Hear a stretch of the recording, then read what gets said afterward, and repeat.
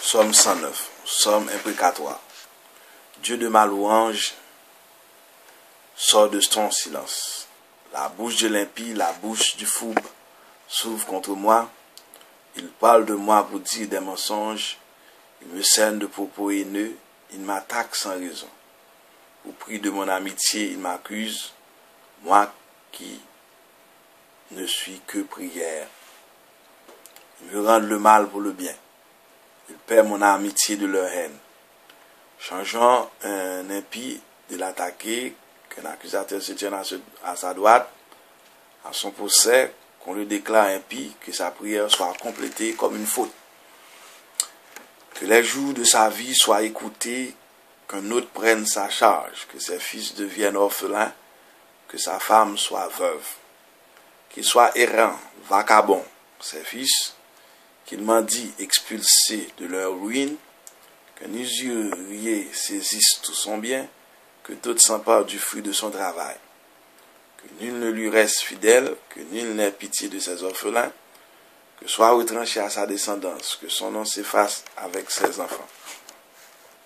Qu'on rappelle au Seigneur les fautes de ses pères, que les péchés de sa mère ne soient pas effacés, que le Seigneur garde cela devant ses yeux et retranche de la terre leur mémoire. Ainsi, celui qui m'accuse oublie d'être fidèle, il persécute un pauvre, un malheureux, un homme blessé à mort. Puisqu'il aime la bénédiction qu'elle entre en lui, il refuse la bénédiction qu'elle s'éloigne de lui.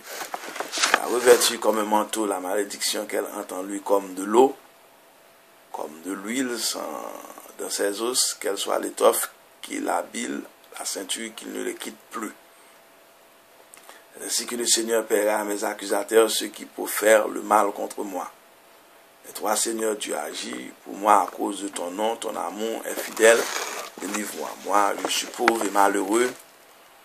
Au fond de moi, mon cœur est blessé. Je m'en vais comme le jour qui décline, comme l'insecte qu'on chasse. J'ai tant jeûné que mes genoux se dérobent. Je suis amaigri, décharné, et en moi on me tourne en dérision, ceux qui me voient hochent la tête. Aide-moi, Seigneur mon Dieu, sauve-moi par ton amour. Connaîtrons que là est ta main, que toi, Seigneur, tu agis. Maudit sois-tu béni, ils se sont dressés, ils sont humiliés. Ton serviteur est dans la joie, qu'il soit couvert d'infamie, mes accusateurs revêtus du manteau de la honte. À pleine voix, je rendrai grâce au Seigneur, je louerai parmi la multitude. Il se tient à la droite du pauvre pour le sauver de ceux qui le condamnent. Il serait intéressant de citer toutes les opinions des exégèses sur le psaume 109. En voici quelques-unes. Psaume aigre, véhément, atroce. Le psaume de malédiction, par exemple,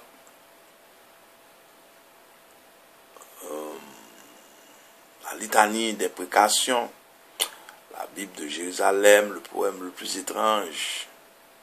Il serait préférable de le rayer du sautier des chrétiens. Finalement, cette dernière opinion de Deiser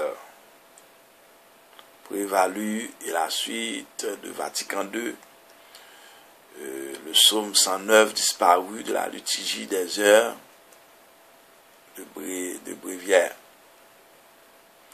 Mais il ne disparut pas du sautier où il continue de compter de nombreux défenseurs. Ceci va sans dire, n'oublie pas que l'apôtre Pierre cita le verset 8 du psaume 109 lorsqu'il fut question de choisir le successeur de Judas, qu'un autre prenne sa charge. La loi ne périt pas par faute de sacrificateur humain. Et le sort tomba sur Matthias, acte des apôtres, ou du moins acte du Saint-Esprit, acte 1er, verset 26. Fort de cet appui, les défenseurs du malheureux Somme cherchaient par tous les moyens à sauver la réputation de l'auteur. On en vint à croire que l'on avait trouvé la solution tant désirée, les imprécations, et si ça ne seraient pas les paroles du psalmiste, mais de ses accusateurs. Le plus illustre des représentants de cette hypothèse est sans doute M.G. Lagrange. Dans la suite, on apporta une précision qui semblait clore toute discussion. La section des imprécations, versets 6 à 20, comprendrait deux parties. Les versets 6 à 15 rapporteraient les imprécations des ennemis. Tandis qu'au verset 16 à 20, le psalmiste en appelle à la justice divine en retournant contre ses adversaires leur propre malédiction. Peine perdue, on revient présentement au point de départ. Il s'agit d'une supplication individuelle où la victime de fausses accusations vocifère bel et bien les fameuses malédictions. L'emploi du singulier dans les versets 6 à 19 montre qu'il vise d'abord le juge du procès sans pour autant oublier les faux accusateurs que mentionne le verset 20. Plus que jamais, il importe de tracer les grandes lignes de la structure. La première grande supplication, verset 1 à 5, antienne d'ouverture, verset 1er, la plainte proprement dite, verset 2 à 5, les imprécations, verset 6 à 20, première liste, verset 6 à 15, deuxième liste, verset 16 à 20, la deuxième grande supplication, verset 21 à 25, antienne d'ouverture, verset 21, la supplication proprement dite, verset 22 à 25, troisième grande supplication, verset 26 à 29, antienne d'ouverture, verset 26 et 27, proprement dite, verset 28 à 29, l'antienne finale, 30 et 31. La première grande supplication en a 5 antiennes d'ouverture. Le psalmiste a la certitude d'être accusé, ainsi emploie-t-il le mot louange, tehila. Dès le début de la supplication, on sait que l'action de grâce biblique consiste à louer le Seigneur.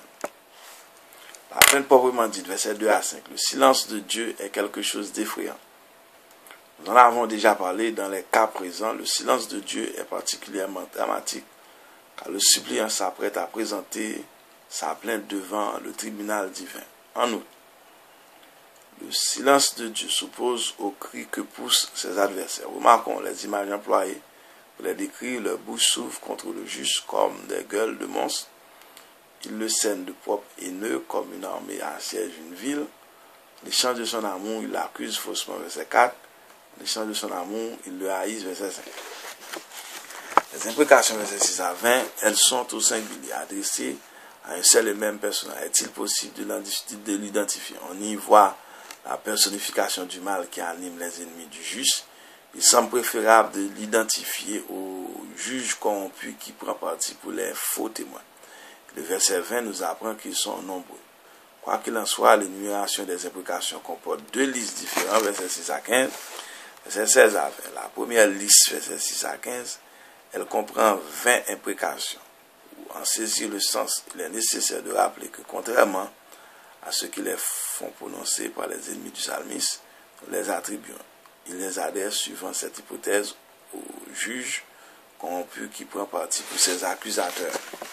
Le psalmiste propose que Dieu délègue un impie pour éprouver ce juste injuste. Verset 6. Qu'un accusateur, un Satan, un démon, soit placé à sa droite pour qu'il soit condamné, verset 6. Qu'il soit déclaré coupable, verset 7. Que sa prière soit considérée comme une faute, verset 7. Que sa vie soit écoutée, verset 8. Qu'un autre prenne sa charge, verset 8.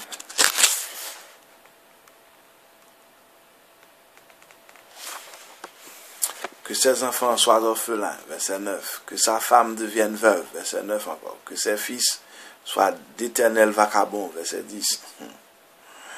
Quant à lui, qu'il soit victime d'un usurier, verset 11. Que des étrangers saisissent le reste de ses biens, verset 11. Qu'il soit abandonné de tous, verset 12. Que nul n'ait pitié de ses enfants, verset 12. Qu'il soit privé de descendance, verset 13. Que son nom disparaisse avec lui de ses enfants, verset 13. Que le Seigneur se souvienne des fautes de son père, 14. Que les péchés de sa mère ne soient pas pardonnés, verset 14. Que le Seigneur se souvienne de tout cela, verset 15. Qu'ils soient tous oubliés, verset 15. La deuxième liste, verset 16 à 20, énumère les 9 attendus qui, dans le langage des juristes, motivent le jugement final. 1. Attendu qu'il a été déloyal, verset 16. 2. Attendu qu'il a maltraité un pauvre, un malheureux, verset 16. Attendu qu'il a aimé la malédiction, verset 17. 4. Attendu que la malédiction est venue à lui, verset 17. 5. Attendu qu'il n'a pas désiré la bénédiction, verset 17. 6. Attendu que la bénédiction s'est éloignée de lui, verset 17. 7. Attendu qu'il a revêtu sur la malédiction comme un manteau, verset 18. 8. Attendu que la malédiction a pénétré en lui comme de l'eau. Verset 18. 9. Attendu que la malédiction ait pénétré dans ses membres comme une huile. La malédiction soit le vêtement dont il se couvre. Verset 19. Qu'elle soit la ceinture qu'il porta toujours. Verset 19. On peut croire que les imprécations de cette deuxième liste proviennent d'un recueil de formules d'exécration que l'on aurait adapté pour la condamnation des Israélites infidèles à l'Alliance. Quoi qu'il en soit, elles ressemblent aux imprécations proférées en Nombre 5, versets 21 à 22 et Deutéronome 27, 14 à 26. La deuxième grande supplication, versets 21 à 25. La deuxième partie du psaume 21 à 31 a été retrouvée sur un fragment de la 11e grotte de Caran qui remonte au temps de Jésus. Pour l'heure, nous parlons des versets 21 à 25. Entière d'ouverture, verset 21, la bouche interpellation, mais 3 adressées au Seigneur, refuse des persécutés de tous les temps, ouvre la deuxième grande supplication, Laurent le supplie à cause de son nom qui est fidélité et amour et Z, verset 21. La supplication proprement dite, verset 22 à 25, le psalmiste emploie ici le langage que l'on retrouve habituellement dans les supplications. Il est pauvre, malheureux, blessé dans son cœur, verset 22. Reprenant l'image du psaume 102, verset 12, il se voit comme l'homme qui s'allonge au coucher du soleil. Il se compare à la sauterelle que l'on chasse en secouant la branche où elle se pose. Verset 23, autrement dit, il sent venir sa fin prochaine. Physiquement, il est à bout de force, verset 24. Moralement, il souffre du mépris des gens, verset 25. Troisième grande supplication, verset 26 à 29. L'antienne d'ouverture, verset 26-27, comme l'antienne du verset 21, elle évoque l'amour, la Z de Dieu, verset 26. Aide-moi, Seigneur mon Dieu, sauve-moi par ton amour. C'est dire que l'intervention divine a un double objet éthique et théologique. Éthique en tant qu'elle rétablit la justice et redonne sérénité et paix aux justices. Théologique en tant que telle est une preuve apologétique de son existence.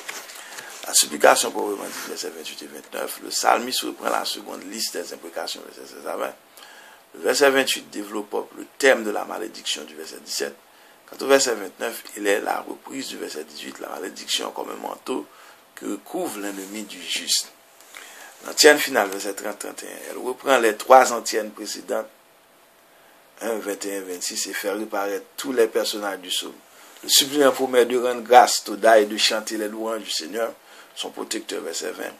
L'ennemi curieusement identifié au juge confirme l'interprétation que nous avons donnée. Les imprécations lui étaient adressées, le troisième personnage est Yahvé qui, placé à la droite du pauvre, malheureux, prend sa défense et renverse la sentence du tribunal, verset 31.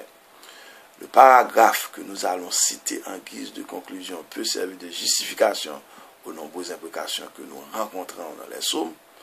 Il n'y a pas à porter de jugement chrétien sur ce genre de texte.